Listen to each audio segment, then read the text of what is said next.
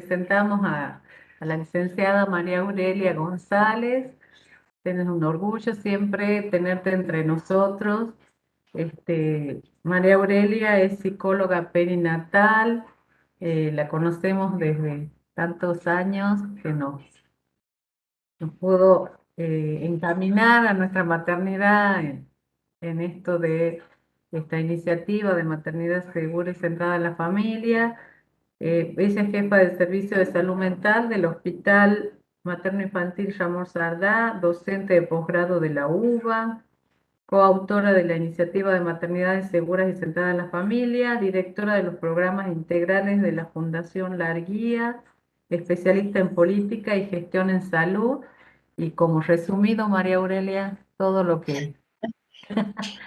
Bueno, tu, todo tu currículum. Bueno, bienvenida a Tucumán. Como verás, estamos varios, hemos invitado a todas las instituciones, ya se van a ir sumando. qué Que digamos, esta modalidad que nos ha costado hacernos manejarla, pero que nos ha servido para comunicarnos en diferentes distancias. Y por supuesto, antes, si organizábamos algo, que hasta si podían venir, si podían, todos los obstáculos que teníamos para poder conectarnos con ustedes, la verdad que estos son los beneficios de la virtualidad. Bueno, bienvenida y todo tuyo. bueno, muchas gracias. Qué presentación tan exhaustiva, ¿no? El placer es todo mío, quiero que quede claro, es todo mío.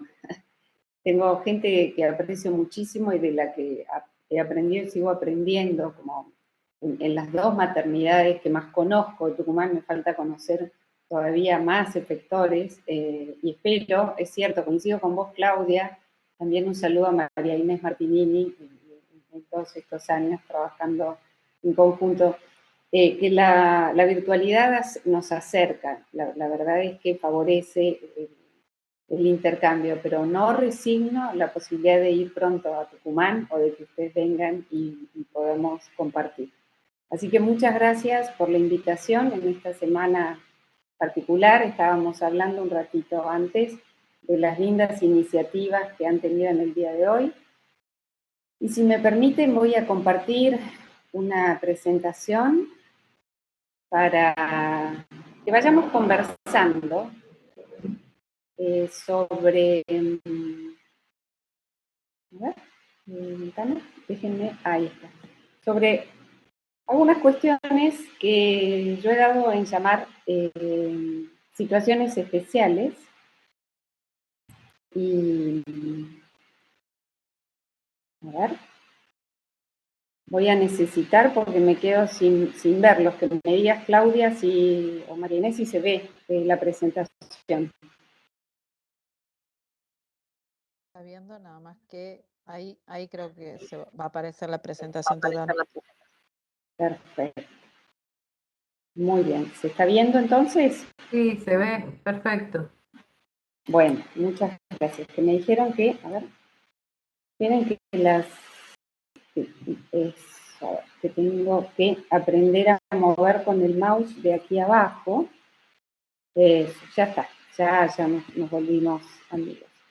Bueno, situaciones especiales, que es un título muy abarcativo. Ustedes van a poder listar una cantidad de situaciones especiales, es un título muy amplio, cuestiones que hacen a la fisiología, cuestiones que hacen a condiciones típicas del neonato, a la prematurez, sé que lo van a tomar muy específicamente con Roxana Conti, pero yo quisiera, sobre todo por mi rol, por mi perfil, hablar de las situaciones especiales que representan un desafío para nosotros en la clínica perinatal y que son las que generalmente nos llega como consulta, puede ser como interconsulta, pero también como modo de enlace para pensar en conjunto con otros discursos. Por eso es que lo nombro desafío y quiero ir al significado directamente desde la Real Academia Española.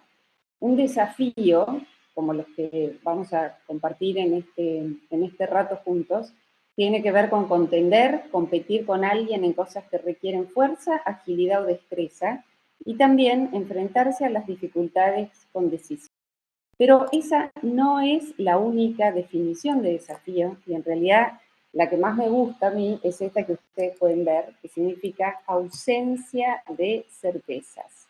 El prefijo des, que quiere decir sacar, y el desafío entonces nos pone en la pista de aquello que nos deja sin la seguridad, que nos saca respecto de la seguridad y la certeza de aquello que presuponemos como normal o aceptable. Entonces, dentro de los desafíos que vamos a compartir y a conversar de manera conjunta, yo elegí estas 4 situaciones, que por supuesto no agotan a todas las situaciones especiales, pero son algunas de las más frecuentes, que tiene que ver con la depresión postparto, con las nuevas configuraciones familiares, la internación en las unidades de cuidados intensivos neonatales y la cuestión cada vez más frecuente del abuso de sustancias en mujeres en edad reproductiva. Cómo pensar el acompañamiento y el sostén de la lactancia en estas situaciones. Entonces, para empezar por el primero de los tópicos, tener en cuenta todo esto que llamamos trastornos del estado del ánimo en el periodo perinatal. Estas son las clasificaciones según los manuales más conocidos, el DSM-5 y el CIE-10, que todos ustedes deben conocer, al menos de nombre, y que clasifica las manifestaciones del ánimo en el periodo posparto. Las más frecuentes son las que nosotros podemos encontrar en nuestra práctica clínica y que conviene identificarlas y diferenciarlas. La tristeza posparto o maternity blues o baby blues, la depresión posparto y uno de los cuadros más severos que tiene que ver con la psicosis posparto, que es la de menor frecuencia, pero requiere intervenciones muy específicas por lo dramático del padecimiento. Previo a entrar a algunas de estas consideraciones, sí los invito al trabajo que hacemos todos los días cuando acompañamos y escuchamos a las mujeres y sus familias en relación a la experiencia de la maternidad. Y es el hecho necesario de la deconstrucción de algunos mitos que nos han acompañado en nuestra cultura durante muchísimo tiempo. Cuando mamá y bebé se conocen, no siempre es amor a primera vista.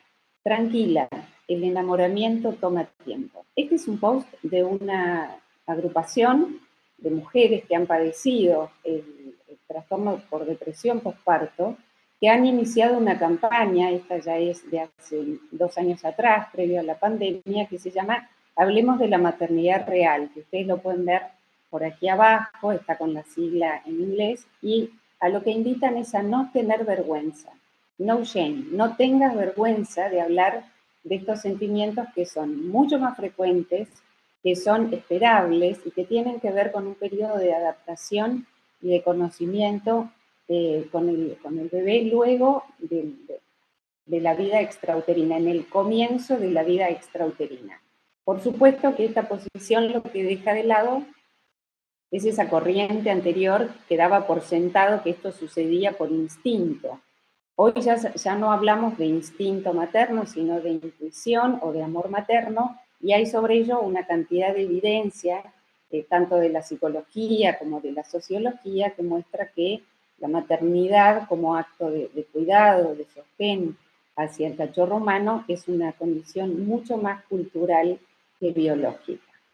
Entonces, es muy frecuente que nosotros nos encontremos con la demanda o con las dificultades de mujeres que atraviesan el cuadro más típico, más frecuente, que es el de la tristeza posparto o maternity blues, que ustedes acá lo pueden ver en la plantilla, puede afectar entre el 50 hasta el 80% de las mujeres que han atravesado un parto, el nacimiento de sus hijos. Ahora bien, lo tenemos que pensar como una complejidad que implica cambios hormonales, por supuesto, al tercer día posparto, el estado hormonal regresa como al inicio del embarazo, psicológicos y sociales. todo esto entramado y representa una alteración transitoria del estado del ánimo que es una respuesta adaptativa a las nuevas demandas, tanto personales como las del bebé. Los síntomas más comunes son el llanto sin motivo aparente, la hipersensibilidad, momentos de angustia muy típicos, y este cuadro, que tiene que ver con un registro de adaptación verdaderamente, tiene que cursar en el primer mes o primer mes y medio. Pero lo más característico es la alternancia de este estado.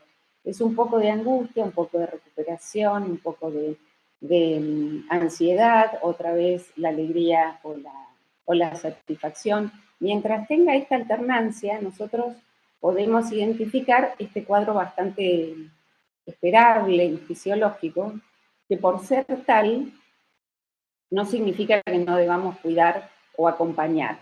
Muy por el contrario. De hecho, las últimas campañas de la Semana Mundial de la Lactancia Materna hablan justamente del compromiso colectivo, tanto de la familia como de las sociedades, para que la lactancia materna sea satisfactoria.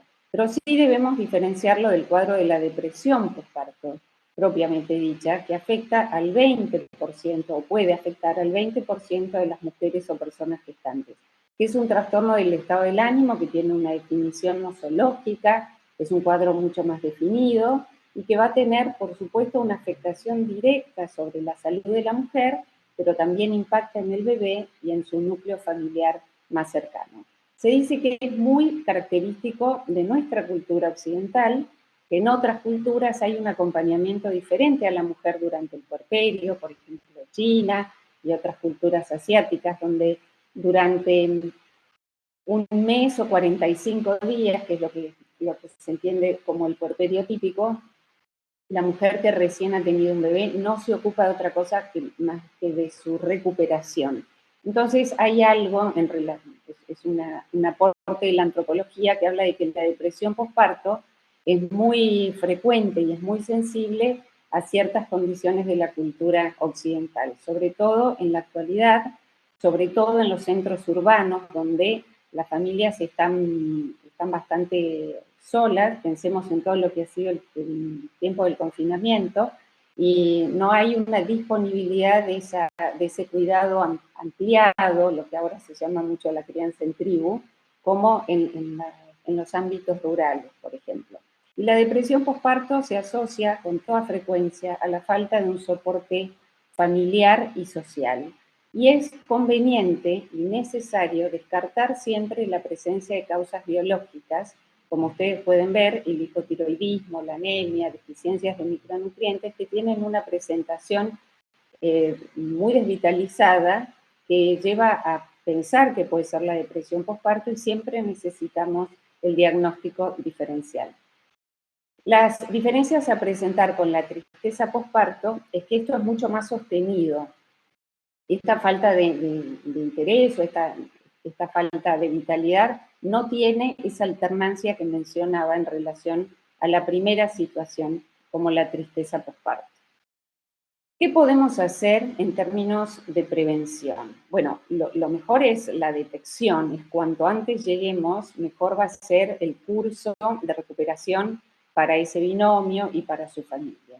Entonces, las guías NICE tienen tópicos muy específicos y que resultan, bueno, muy fáciles de instrumentar para lo que hace a la detección, tanto ante como postnatal. Y fíjense, ¿quiénes son las personas a las que se apunta, a las que se enfoca para esta detección? No somos ni los psicólogos ni los psiquiatras, son todos los agentes de salud que están en la primera línea de contacto con las embarazadas, obstétricas, obstetras, pediatras, enfermeras, agentes sanitarios, trabajadores sociales, agentes interculturales, y seguramente estoy omitiendo algunos otros que ustedes pueden incluir. Uno de los instrumentos más conocidos globalmente es la escala de Edimburgo, que es una escala que se construyó con la especificidad de administrarse para la depresión postparto. Concretamente, no es para cualquier otra manifestación en términos del trastorno del estado del ánimo.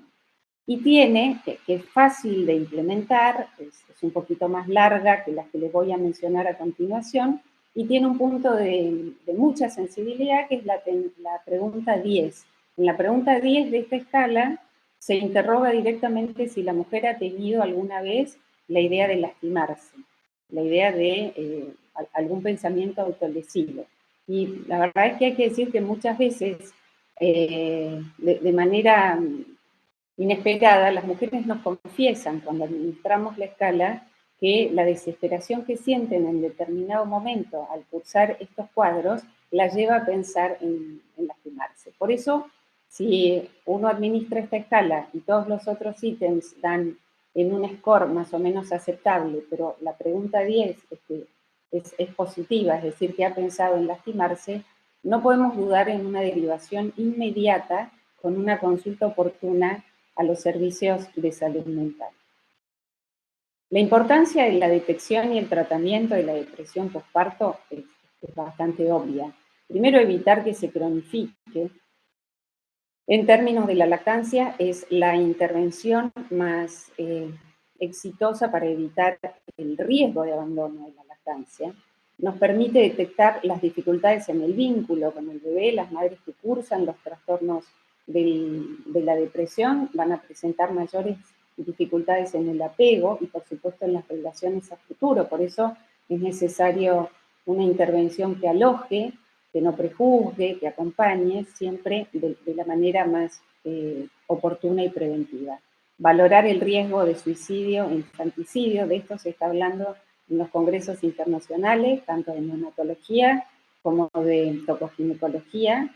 La mirada puesta hoy en el puerperio y en la valoración del curso del puerperio lo más positivo posible, porque además sabemos que la depresión posparto materna es el predictor de dificultades a corto, mediano y largo plazo en el desarrollo del niño. Pero yo les decía, además de la escala de Edimburgo, existen estas 3 preguntas que se llaman las preguntas de Guley y que también son desarrolladas en las guías NICE, que fíjense, son lo más simple del mundo y están pensadas justamente para que puedan ser instrumentadas por todas aquellas personas que tienen el primer contacto con una mujer durante sus controles prenatales o periparto, por supuesto. Y las preguntas son, en el último mes, ¿con qué frecuencia se ha sentido desanimada, con pocos ánimos?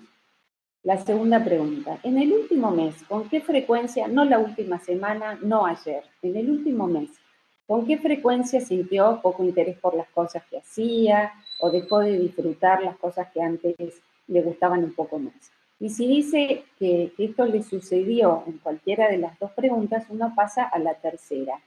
¿Siente que necesita o que le gustaría que pudiéramos ayudarla? Entonces, con estos 3 disparadores, de los más simples, es que estamos intentando trabajar, sobre todo en los consultorios prenatales, en la capacitación de obstétricas, de enfermería, para poder llegar lo antes posible a condiciones como las que describo y poder tener una intervención más exitosa.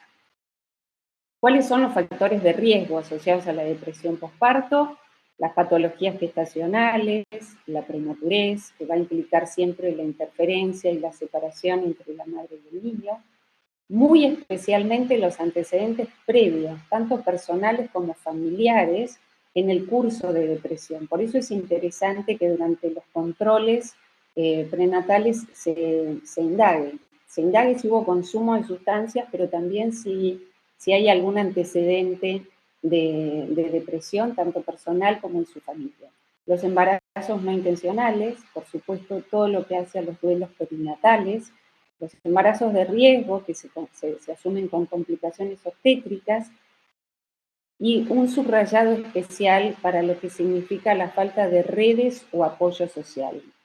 No necesariamente hablamos de pareja, hay mujeres que son madres solas por elección, pero necesitan el apoyo de un núcleo inmediato para poder sostener su capacidad de maternaje.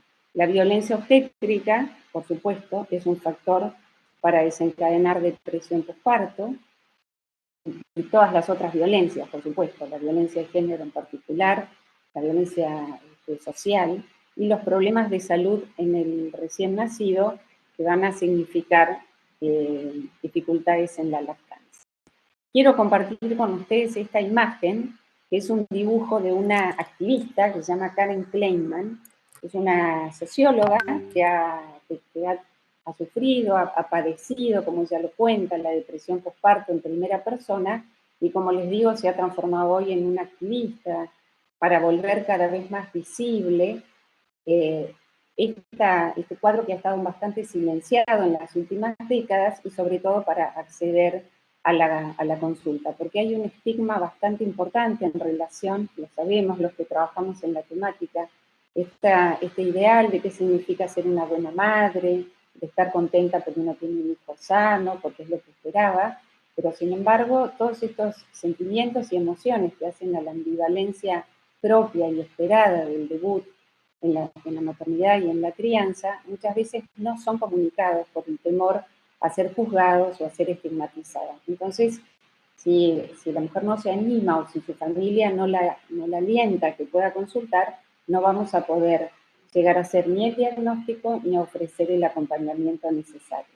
Estos dibujos, yo ahí puse la traducción en el lateral, no se les va a escapar el detalle de que esta es una mujer que está alimentando a biberón, y habla de la experiencia de muchas mujeres que han atravesado por estos cuadros sin contar con la ayuda oportuna. Es todo lo que uno siente en relación a la crianza de los hijos, a los que espera, pero que por momentos puede resultar abrumador, y todo esto que se llama el loop de pensamiento, ¿no? Esto de un soliloquio, algo que queda en la soledad de sus pensamientos, con muchas dificultades para ser compartido por sus allegados. Entonces, cuando pensamos en trastornos del estado del ánimo en la madre y su relación con la lactancia, lo que vamos aprendiendo en la clínica es que necesitamos todo el tiempo una evaluación personalizada. La manera de comunicarnos lo que decimos para no caer en situaciones que puedan ser leídas como prejuicios, y ofrecer consejería y apoyo en cada una de las situaciones que puedan ir surgiendo. El destete precoz no es necesariamente una ayuda en los casos de la depresión y puede llegar a aumentar la ansiedad. Lo que hemos visto es que la lactancia materna va a proteger al bebé de la depresión postparto de su mamá, porque son las mamás que aún con este padecimiento son aquellas madres que si reciben apoyo para dar el pecho, para poder sostener la lactancia, son las que más tocan a sus bebés, los acarician, los miran, en comparación con las madres que no amamantan. Hoy también hay un paradigma mucho más claro que tiene que ver con la psiquiatría perinatal. Sabemos que la medicación disponible es compatible con la lactancia materna, que no es una buena elección la suspensión absoluta de la medicación en aquellas mujeres que requieren, además de psicoterapia, el acompañamiento de los fármacos, y que la consejería tiene que estar muy clara y orientada siempre a la dosis relativa para saber aquello que puede afectar al lactante y evitar los efectos secundarios de los fármacos. Y algo que usamos como marco en la consejería es compartir con las pacientes, con las consultantes, la página de iLactancia, que tiene este recurso de la semaforización y que es muy gráfico y ayuda, por ejemplo, a sostener la adherencia al tratamiento farmacológico más graves. Entonces, cuando tienen la prescripción del psiquiatra, lo que hacemos es conversar con ellas acerca de la viabilidad, compartimos la página, les mostramos cómo ellas pueden moverse dentro de este navegador y encontrar cierta seguridad de que lo que necesitan para poder recuperarse no va a afectar la salud de sus bebés. Entonces, la paroxetina, como ustedes ven, que es uno de los antidepresivos de uso más frecuente, es verde y significa que hay un riesgo muy bajo para la lactancia.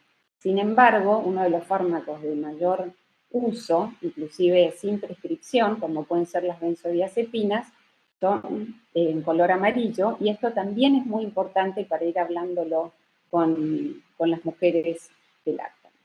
En la psicosis puerperal, inclusive, fíjense, el haloperidol, que es un antipsicótico de los más usados porque es el es uno de los más económicos, es el que está con mayor frecuencia en las farmacias de los hospitales, no está contraindicado para la lactancia. Lo mismo sucede con la olanzapina, que es un antipsicótico de última generación. La psicosis puerperal, la estadística dice que hay una incidencia del 2% de mujeres que atraviesan este cuadro y que requieren internación y un tratamiento farmacológico muy específico para poder superar el cuadro agudo. Y esto es algo que viene sucediendo en este mundo de las redes y de volver visible y de acercar una imagen más amigable respecto de lo que sucede en el puerperio. Yo tomé como ejemplo, también podríamos buscar ejemplos locales, pero esto nos permite una distancia por ahí menos afectiva. Son dos referentes conocidas, internacionales, de lo que es la toma de conciencia y la búsqueda de apoyo y visibilización a la depresión posparto, pero también a la posibilidad de sostener la lactancia. La imagen de la izquierda es Alanis Morissette, que es una conocida cantante canadiense, que ha tenido 3 hijos, y ella en este reportaje, a pesar de que está todo rosado y demás, ella lo que hace es referir las crisis que tuvo cada vez más profundas, cada vez más fuertes con cada uno de sus embarazos, la lucha personal, la búsqueda de apoyo profesional, que le permitió, como ustedes lo pueden ver, sostener la lactancia con cada uno de sus embarazos. Y la imagen de la derecha, yo no la conocía, pues es una persona que se ha vuelto una influencer, como se dice ahora, y que muestra una relación con el cuerpo diferente, que esto es algo que también como representación social ha afectado mucho a las mujeres en relación a una figura ideal que no tiene mucho que ver con lo que sucede en la vida real, y que también hubo de cursar un cuadro de depresión posparto, y sin embargo ha salido adelante y puede estar amamantando a su hijo en lugares públicos y alentando a que el resto de las mujeres también lo pueda llevar adelante. El segundo desafío que yo les mencioné tiene que ver con las nuevas configuraciones familiares, esto que estamos aprendiendo a conocer, a nombrar, por eso las fotos de la izquierda nos permiten visualmente ubicar lo que ha sido el recorrido histórico en el último siglo, ¿no? La familia donde están las generaciones anteriores, todo organizado y regulado alrededor de los mayores, la figura, se habla de la figura patriarcal, pero también una fuerte presencia de las abuelas, a la familia que quedó reflejada en esta serie icónica que son Los Simpson, que fíjense cómo están sentados, ¿no? La diferencia entre una imagen y otra, donde algo de las decisiones y de las elecciones empieza a estar como más emparejado entre los adultos y los niños de las familias actuales. Y fundamentalmente, las nuevas configuraciones familiares, que ya no son tan nuevas, que hablan de la diversidad, que nos permite pensar en familias homoparentales, en situaciones de coparentalidad, en familias donde hay una madre sola por elección o un padre solo por elección, familias que recurren a las técnicas de fertilidad, y el concepto es este que tenemos en la plantilla, que dice, en realidad no existe más la familia tipo, nuclear, una pareja heterosexual, 2 o 3 hijos, sino que existen distintos tipos de familia. Y estas nuevas configuraciones van representando un desafío para los equipos de salud.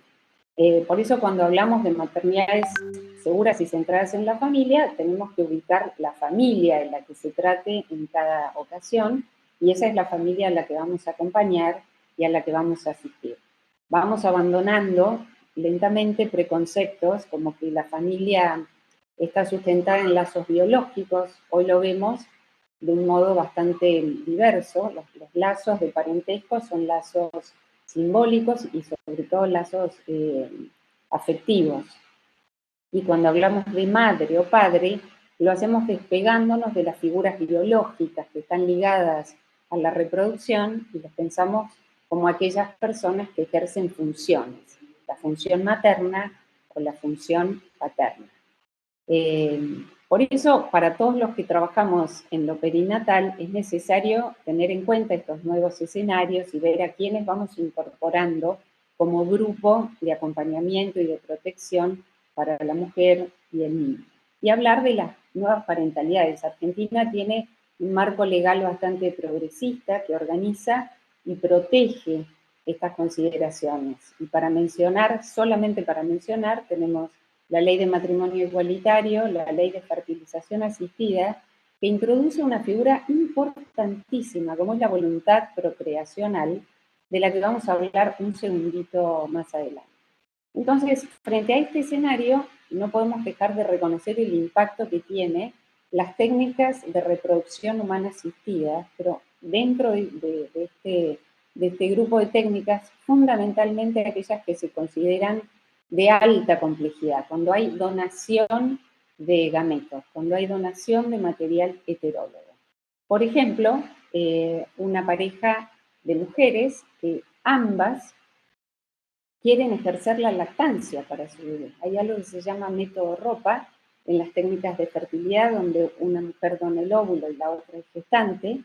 Puede suceder esto, o además de la donación de semen de banco, y ambas mujeres proponerse llevar adelante la lactancia para su bebé, que estas al principio eran interconsultas que nos llevaban a salud mental. ¿Cómo puede ser?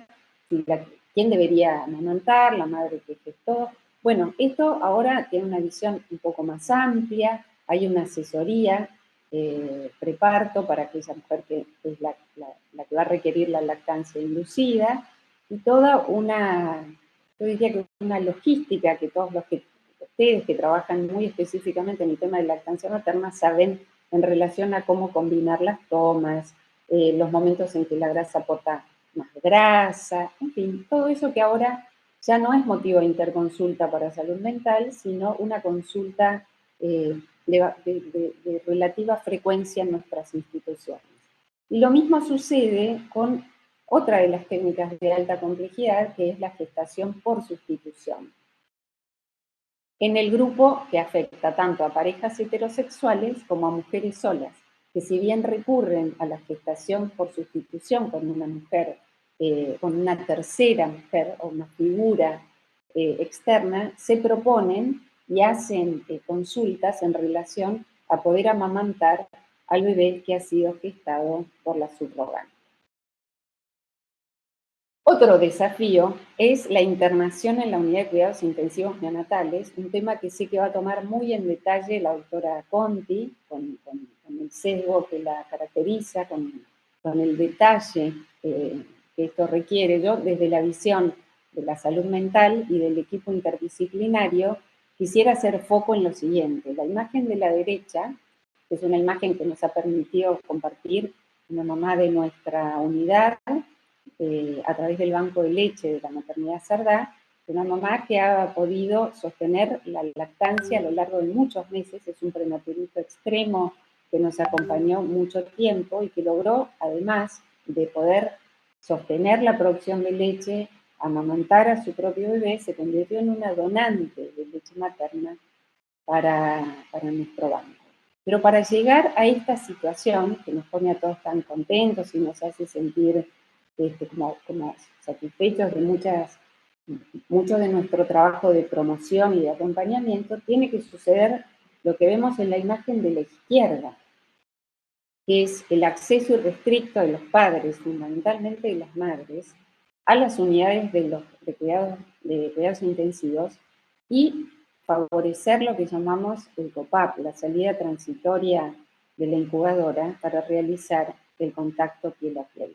Sin esa primera instancia, que es una estrategia que tiene todos los beneficios, todos, fisiológicos, ayuda a la producción de más prolactina, los bebés tienen menos apneas, los bebés duermen mejor, pero además es espectacularmente reparadora para la interferencia que representa tener un niño internado en las unidades de cuidados intensivos, fundamentalmente en el caso de la prematurez, donde todo viene rodeado de urgencia, donde las internaciones son muy largas, donde los niños no están maduros para succionar y poder hacer el acople que todos necesitamos y sabemos que es necesario para la alimentación a pecho. Entonces, este es un desafío en el que insistimos, sobre todo después de experiencias como han sido los protocolos de confinamiento, de restricción del ingreso a las unidades, porque sin esta primera medida va a ser muy difícil que alcancemos una condición como la de nuestro paciente y su mamá en la imagen de la derecha.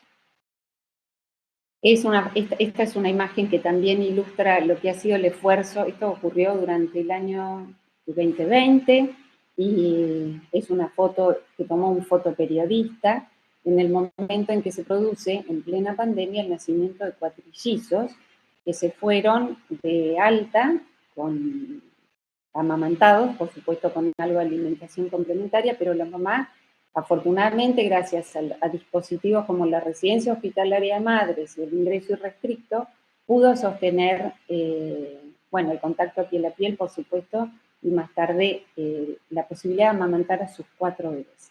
Y esta foto, que es, habla del entusiasmo del equipo de neonatología con el que yo trabajo, que muestra la trayectoria de crecimiento de un recién nacido prematuro con 30 semanas de edad gestacional, 1.300 gramos de peso de nacimiento, que recibió muy poca leche de banco, ya que se alimentó de la leche de su mamá.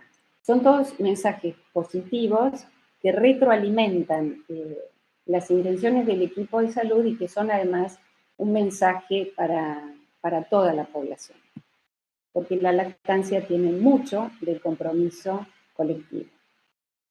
Y este es uno de los últimos desafíos que yo quería compartir con ustedes hoy, que tiene que ver con la lactancia en un escenario de consumo problemático de sustancias. Estuvimos trabajando con los colegas del Hospital Bonaparte, que nos confirman las estadísticas, bueno, de algo que nosotros vamos viendo todos como usuarios, que es el aumento del consumo en mujeres, y es en mujeres en edad reproductiva. Entonces, ¿qué sucede cuando llega una mujer con pocos controles, con mucho consumo de sustancias o que viene directamente a tener a su bebé sin que hayamos podido acompañar o hacer alguna intervención antes del parto? Una evaluación personalizada, entender qué tipo de estructura, qué trayectoria de vida tiene esta persona, nuevamente no prejuzgar, ofrecer la consejería y el apoyo necesario, ahora vamos a hablar de eso, pero desde el enfoque de reducción de riesgos y daños. Nos ha llevado mucho tiempo entender que a pesar de que el nacimiento de un hijo puede ser una gran oportunidad, un momento bisagra en la vida de una persona, no sucede para todas del mismo modo. Entonces, el ideal de curar o de rescatar a alguien de una condición como es el consumo problemático o las adicciones, a veces puede hacer que nuestra línea de intervención no sea la satisfactoria. Nosotros tenemos que ofrecer la consejería en relación al deseo y al proyecto de vida de estas mujeres, muchas de las cuales o no reconocen que tienen este problema o nos dicen que van a seguir consumiendo de un modo controlado.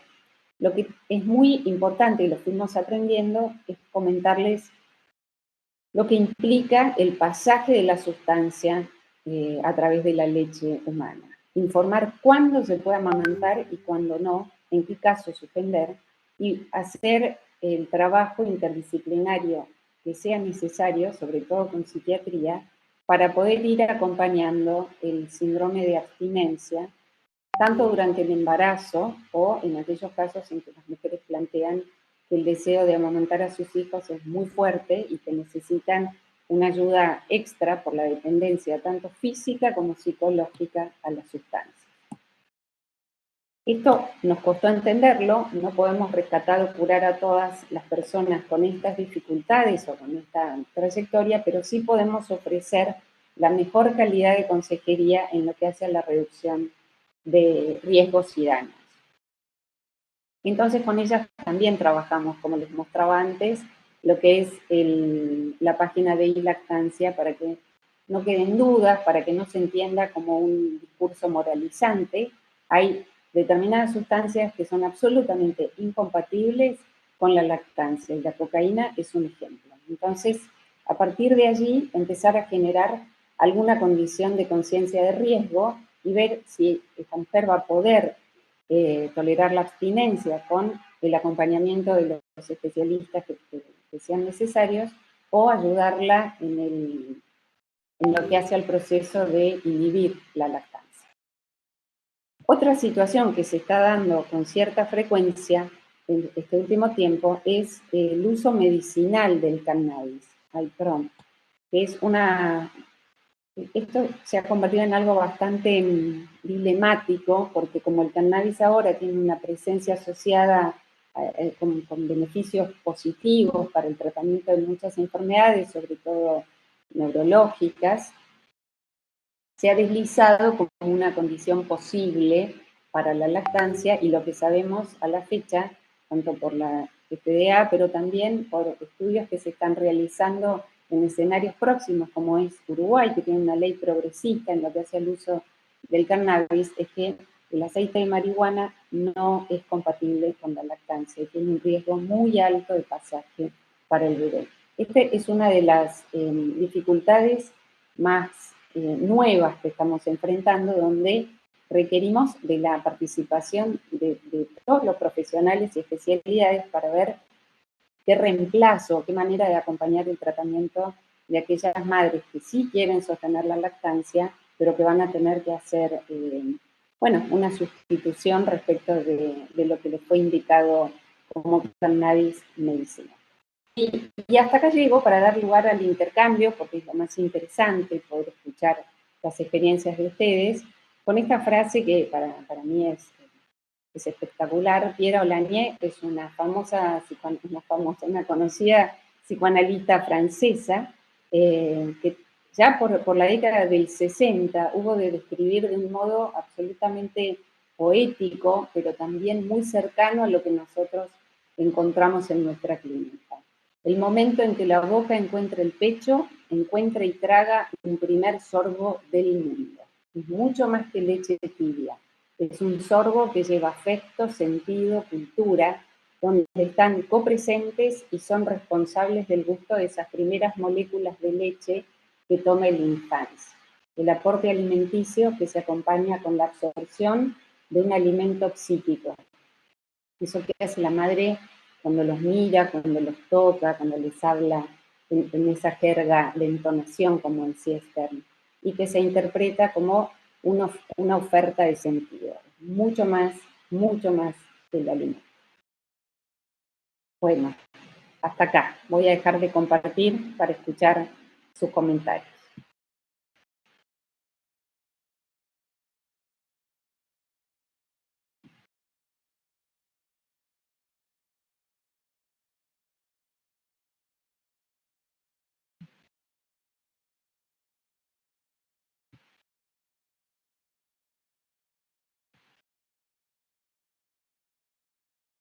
Bueno, excelente, María Aurelia, excelente lo que nos has mostrado, nos haces una apertura de nuestra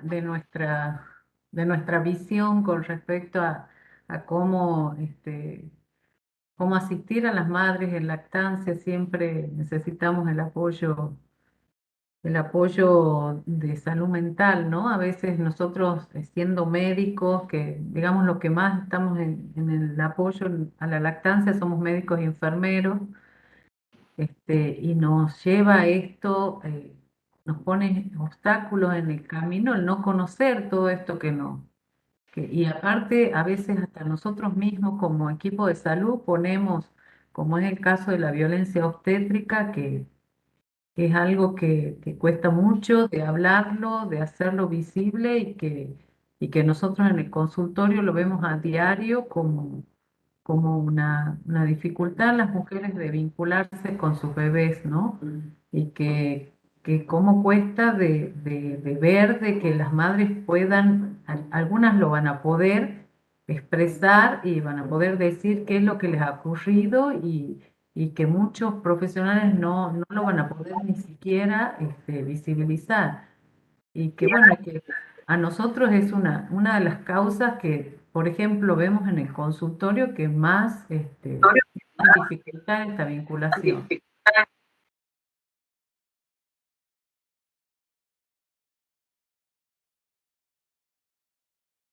Sí, Si ha habido una nos, interferencia ahí. Bien. nos interpela a todos, nos interpela a todos. Bueno, una de las consultas más típicas de salud mental es una mamá que no quiere amamantar. Bueno, ya aprendimos y estamos todos muy sensibilizados con esto de que nadie va a forzar, pero a veces la preocupación es tan grande o el, el ideal que todos tenemos, porque, por favor, los beneficios de la leche materna podemos quedarnos a listarlo hasta la semana que viene, y no solo en lo fisiológico o en lo nutricional. Por eso les compartí esta frase que a mí me parece tan bella. Sin embargo, el mundo se ajusta a las necesidades y a las posibilidades de cada uno. Entonces, ¿qué hacer para no perder a esa paciente? ¿Qué hacer para que no nos diga lo que nosotros queremos escuchar y que después instrumente por su cuenta y de un modo poco seguro una forma de alimentación alternativa para su hijo? Si nosotros podemos generar confianza, vamos a estar haciendo mucho por la salud de ambos, de la mamá y del bebé también.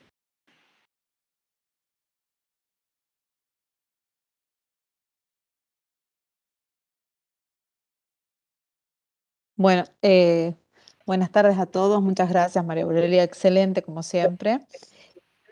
Y no sé si se escucha. ¿Sí? Sí, muy bien. Y yo quería hacerte una pregunta desde lo práctico. Porque en realidad tenemos que ir educándonos. Tengo como un delay, parece. ¿Y cómo hacen en la práctica ustedes en Maternidad Sardá para formar a los equipos? Porque con este tema en general de la violencia, no hablemos ni siquiera de la violencia obstétrica, esta cuestión de ir dando algunas herramientas al personal que está involucrado, porque por ahí nosotros en nuestra práctica diaria lo que nos encontramos que juzgamos rápidamente y quizás esta forma de juzgar es como consecuencia de que nos falta educarnos en ciertas áreas que nunca nos hemos detenido a pensar con tantos cambios de paradigmas que hay. Entonces, como que bueno, en realidad todo el tema de que algunas veces ni nosotros mismos podemos manejar nuestras propias emociones, lo que hablábamos en la charla de esta mañana. Entonces es muy difícil cuando nos encontramos con el paciente, si yo no me puedo manejar a mí misma, poder ayudar al otro, ¿no? Entonces, ¿cómo ustedes, desde Maternidad Sardá, que para mí y para todos nosotros son nuestro modelo, siempre han hecho o han instrumentado el manejo en el equipo de salud? Porque creo que hoy por hoy yo siento que tenemos que retomar desde el equipo de salud, aparte de avanzar, ¿no? Revolucionariamente con todos los cambios que vos estás proponiendo. Me gustaría conocer eso. Bueno, yo no sé si tengo todas las respuestas para eso, porque todos los modelos tienen imperfecciones y hay que seguir trabajando para que las respuestas se ajusten mejor a lo necesario. Sí puedo decir, por ejemplo, que hay mucho foco puesto en la primera hora de vida en sala de partos, que eso se está trabajando mucho, involucrando a todos los que tienen que estar. No es responsabilidad de uno solo, sino de todos los que están ahí. Todos tienen que estar formados y todos tienen que poder favorecerlo. Y después hay mucho del trabajo de enlace. No siempre las interconsultas tienen que llegar a la entrevista con el psicólogo, por ejemplo, con la psicóloga, sino a una intervención, eso es lo que llamamos de enlace, con las personas que intervienen. Si nos dicen, me parte el alma o me da mucha pena que no quiera amamantar o no hizo los controles y ahora pasa tal cosa, lo que intentamos es eso, es la deconstrucción con el agente de salud que se siente interpelado por eso que ve, y lo que le sucede no le sucede porque sea una mala persona, sino porque hay algo de su propia historia o de sus valores que hace contraste muchas veces con las familias a las que tenemos que asistir.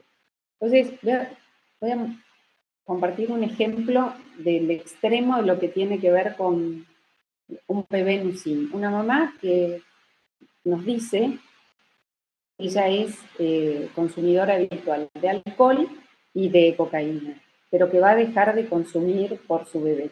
Algo que nosotros sabemos que es una exigencia ideal enorme, porque esto requiere un proceso y hay que apoyar.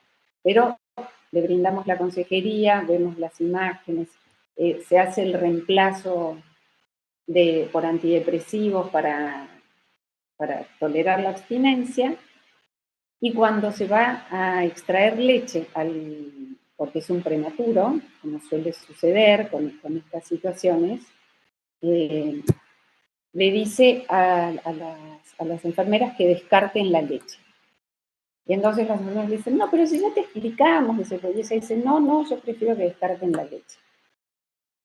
Cuando nos ponemos a hablar es la posibilidad de entender que es la forma en que la mamá nos está diciendo que ha consumido y que tuvo una recaída, que no lo pudo evitar y que está cuidando a su hijo de esa forma. Se extrae leche, tal vez no lo puede decir del modo más explícito, porque aún teme nuestra mirada de juicio, pero tiene esta estrategia para cuidar al bebé, y nosotros allí tenemos que ser muy cuidadosos. Y es en lo que más estamos intentando trabajar, ni sobreimponer nuestros mejores consejos y no perder a esa mujer de nuestra posibilidad de seguir acompañando. No sé si va por la línea de lo que vos me preguntabas, María. Sí, sí, está muy bien. Y ustedes han podido trabajar, digamos, me queda clarísimo lo que has comentado, acerca, han podido implementar algunos dispositivos específicamente para trabajar con el recurso humano, con el equipo de salud, en manejo de la comunicación, o sea, o cómo hacen para que todos hablemos el mismo idioma. Ese debería ser el quinto desafío para hoy, hablar la misma lengua o el mismo idioma en toda la institución, donde hay diferentes turnos, está la gente que está de guardia, está la gente que es staff, pero lo seguimos intentando. Cada tanto tenemos módulos de comunicación, incluso lo hicimos entrando al COVID. Me acuerdo de que hablábamos mucho de esto de ser el caso testigo, de ser el caso sospechoso, que es un concepto que viene de la epidemiología, pero bueno, decirle a una persona, señora, usted es un caso sospechoso, bueno, todo el trabajo que veníamos haciendo para mantener la seguridad en ese momento, pero cómo comunicarle a terceros, que después además éramos nosotros los casos sospechosos, los agentes de salud. Sí, hay trabajo de comunicación que nunca alcanza, requiere más y más y más. ¿Por qué? Para mencionar una máxima de algunos de nuestros referentes psicoanalíticos, el lenguaje es el gran instrumento del malentendido. Yo más hablo, más quiero explicar y más me alejo de lo que al otro le puede. Entonces, es muy importante la tarea de repreguntar o de entender qué es lo que el otro ha sido capaz de tomar de mi humilde transmisión. Y traigo otro ejemplo que nos enseñó muchísimo y que une el tema de lactancia y la cultura de la seguridad con la comunicación. Una señora que tenía dificultades para producir más leche y se le indica el Reliberan. ¿Quién tomó el Reliberan? El bebé. El niño reingresa intoxicado. Nadie allí hizo algo para generar un daño. Sin embargo, ese mínimo corrimiento de la condición de la comunicación, dejarlo por escrito, si es que la letra se va a entender, o repreguntar, ¿le quedó claro o quiere que se lo vuelva a explicar? Eso produjo ahí un desencuentro importante que trajo al niño a una reinternación y una mamá con una condición de culpa muy, muy marcada a la que hubo que acompañar durante bastante tiempo, porque la vivencia de la madre es que como ella no supo darse cuenta, nadie viene seteado desde el origen para saber qué hay que hacer con el Reliberan, o bueno, yo dije el nombre comercial, ¿no? Pero se entiende. Ese es un ejemplo de la comunicación para estar atentos entre nosotros. Y que roza, por supuesto, las cuestiones de la seguridad.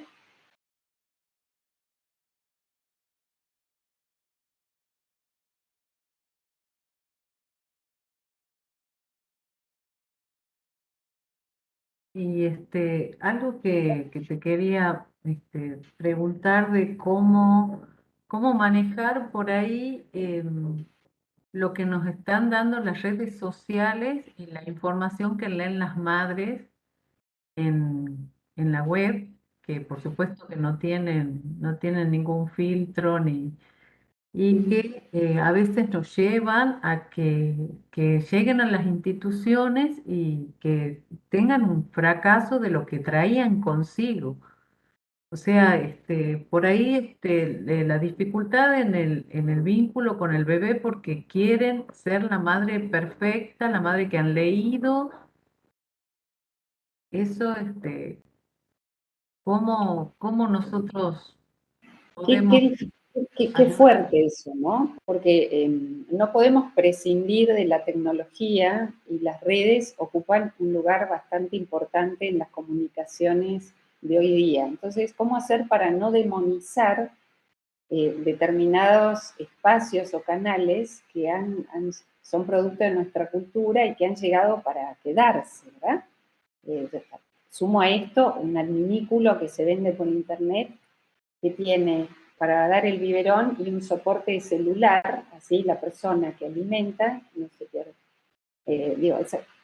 El problema no es la tecnología o no son las redes, sino lo que hacemos con eso. Por eso traje las imágenes de estas dos personas bastante conocidas, que ellas son un ejemplo de cómo utilizan las redes para mostrar el cuerpo con estrías, cómo se ve el pecho en público, para decir, me ven así tan bien, tan maquillada, tan contenta, pero yo le he pasado muy mal, he necesitado ayuda. Y yo creo que hay que orientar, en vez de pelearnos con las redes, orientar hacia quienes puedan transmitir algún mensaje positivo. Lo que he comprobado, al igual de ustedes, que meses de campañas de prevención pueden ser barridos por 2 minutos de un podcast o de una intervención hasta radial respecto de qué se trata hoy ser una madre, esto de criar como una mamífera, ahora que se asocia tan fuertemente el concepto de mamífera con el de maternal. Bueno, no tiene por qué ser la representación para todas las mujeres, además de mamíferas, somos muchas otras cosas en relación a nuestra trayectoria, a nuestros deseos. Es un modo de escucha al que hay que mantenerse atenta y ver qué implica para la persona que trae el comentario o que lo refleja, ¿no? Porque muchas veces se trata de una pregunta que no sabemos decodificar. ¿Es esto lo que yo tengo que hacer? ¿Está bien que me quiera parecer? Si no puedo, si no me sale de este modo, yo también mi hijo va a crecer bien, voy a poder ser vamos a poder estar bien los dos, sobre todo desterrando en los estereotipos de qué es una buena madre y qué es una mala madre. Yo no puedo creer que todavía esté tan arraigado como concepto, ¿no? Y ese concepto, acá, por ejemplo, en el consultorio lo vemos muy relacionado a, a las condiciones por ejemplo, de estudios que tienen las madres. Estamos viendo que las madres con mayor grado de instrucción tienen mayores fracasos o sea, esa sensación de fracaso por sentirse malas madres, por, por el hecho de un futuro que van a abandonar al bebé para trabajar, de que todas estas expectativas del inicio de la lactancia, que no sea como, y nos pasa con médicos, o sea, con médicos, con enfermeros que consultan, que claro que era hemos hecho todo lo que hemos leído, lo que hemos aprendido en la vida y no podemos amamantar a nuestros hijos. Y la verdad que hasta con nuestros colegas nos cuesta un poco sacar esto y por supuesto de ver a dónde está la causa, que como vos decís viene arraigada de su familia, de sus vivencias, pero también de todo una estructura que ellos forman de la maternidad. Sí, sí, así es. Y cómo esto oscila por las épocas, ¿no? Porque la década del 70, que fue la gran explosión de las fórmulas y el concepto o la representación de una madre moderna tenía que ver con ese tipo de alimentaciones. Estas condiciones que promueven o hacen de apoyo a la lactancia son siempre muy sensibles a los movimientos de época, a lo que entendemos por lo saludable, a lo que entendemos en este concepto de qué se trata el maternaje hoy. Por eso el convocar al apoyo social, comunitario. Antes de empezar la charla estábamos hablando de que en las instituciones hace muy poquito existen lugares para que la gente que trabaja en la institución tenga un lugar digno y con privacidad para extraerse leche para su bebé, por ejemplo, o para amamantar. Digo, en nuestras propias instituciones ha costado conquistar algo de esta condición o de esta valoración desde la mirada comunitaria, ¿no? Eso me llamó la atención. En el lugar donde yo trabajo también hace muy pocos años que existe un lugar para que, claro, está el centro de lactancia y demás, pero la gente que trabaja en el lugar necesitaba un cierto espacio de privacidad en relación a las pacientes que está atendiendo, que está acompañando, al momento de extraerse leche para el bebé, para poder sostener la lactancia materna. Es mucho más social y cultural que biológica. Eso es lo que estamos descubriendo con el tiempo y por eso hace tan interesante esta convocatoria que, como vos decías, Claudia, más que una semana tiene que ser un mes. Y como para ilustrar un poco esto de los profesionales, en el Hospital de Niños de acá de Tucumán, que es un centro de referencia de toda la provincia, un grupo de residentes hace un estudio científico de ver la prevalencia de amamantamiento entre los profesionales.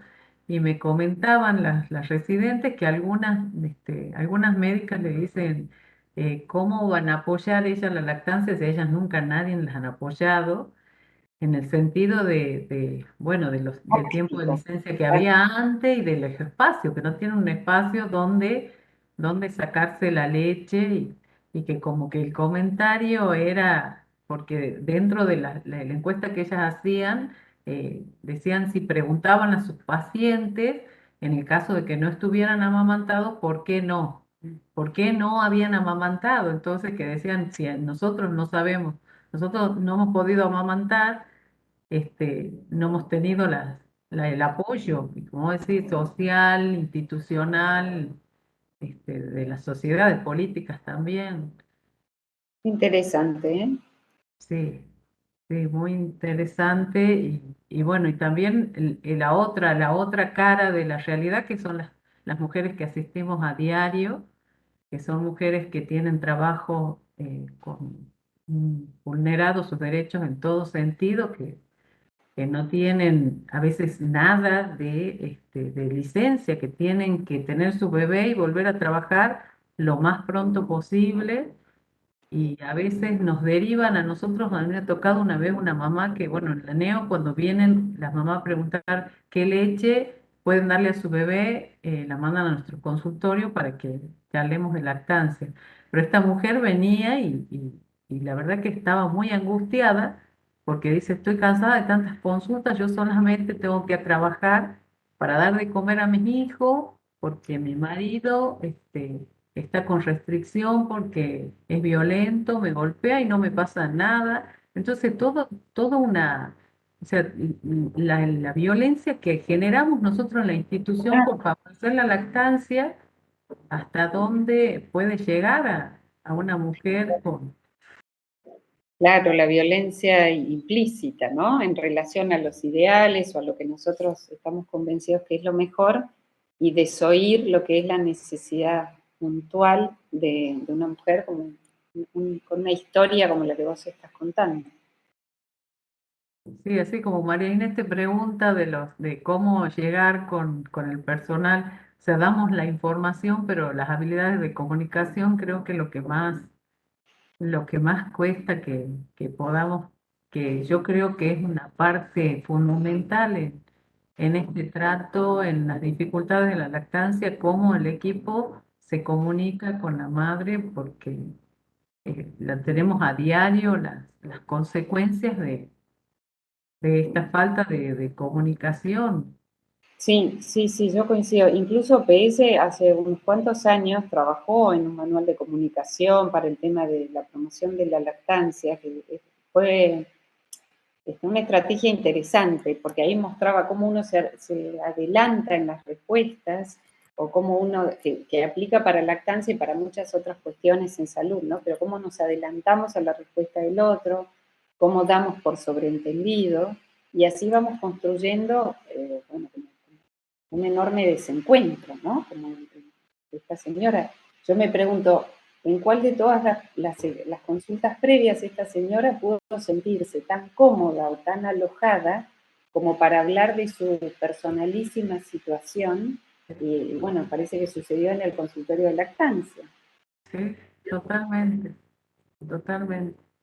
Y también las escuchamos mucho a las mamás en la residencia de madres. En la residencia de madres que ellas sienten como que el equipo está obligando a que vayan a extraerse la leche y por supuesto siempre depende de qué persona ha sido la que ha dado este mensaje o quién ha sido la que, de qué manera han abordado el tema, en qué momento, que eso tratamos siempre de manejarnos nosotros, de qué momento, después en el puerperio, que esta sensibilidad tan grande que tiene la mujer y esta vulnerabilidad, como cuando hemos visto esos porcentajes de la tristeza, tan altos porcentajes de prevalencia, la verdad que nos asusta mucho y eso nos hace a nosotros revalorar mucho cómo Claro. dirigimos a las mujeres en este periodo. Y además ahí, ya no me quiero poner muy, muy detallista en esto, pero incluso hay estudios apoyados en neurociencias que muestran que en la situación periparto y el puerperio ocurre lo que sería la tercera poda sináptica en la vida de las personas. La primera a los 2 años, la segunda en la adolescencia, la tercera en el puerperio. Y esta condición de cortar es como la poda de un rosal. Se van cortando todas aquellas asociaciones, conexiones interneuronales accesorias, porque la energía y el foco se requiere en la capacidad de reconocer y de responder a las demandas de este nuevo ser humano que viene sin manual de instrucción. Ustedes vieron que viene sin manual. Entonces, hay incluso algunos trabajos, este modo que tenemos a veces, muy especialmente ya los que ya en la etapa del puerperio, todos los que intervienen de, mamita, ya te lo expliqué, pero ya te lo dije, pero no es, las madres no tienen una limitación cognitiva así tan grande, es que están atravesando este modo de reserva intelectual, cognitiva, emocional, para poder dar respuesta a las demandas 24/7 de como dice Freud, del cachorro humano, que algunos lo piensan hasta que es cuarto trimestre, te dicen, porque somos tan inmaduros al momento de nacer.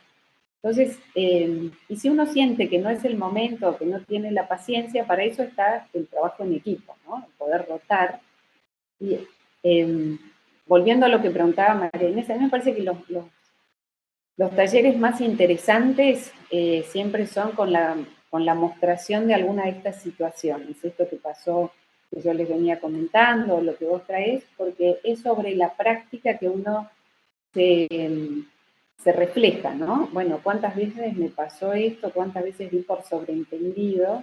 Y ahí hay una posibilidad, el reflejarse en la situación de hacer algún pequeño giro.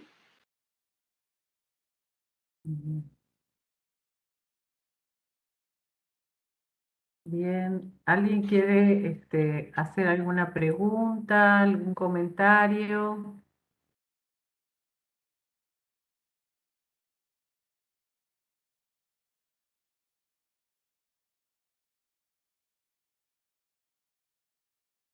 Bueno, las maternidades de Tucumán trabajan mucho por la lactancia, hay que decir, han tenido estrategias y tienen estrategias muy interesantes y están revisando, que eso para mí es muy importante, revisar todo el tiempo lo que uno hace, lo que uno se propone, funciona, estará funcionando, probamos por otro lado.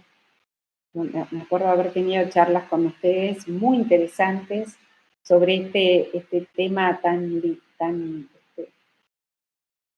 antagónico del el colecho y la lactancia, y entender que no es la misma receta para todos y en todos los lugares, y la necesidad de tener presente eh, la historia de la familia.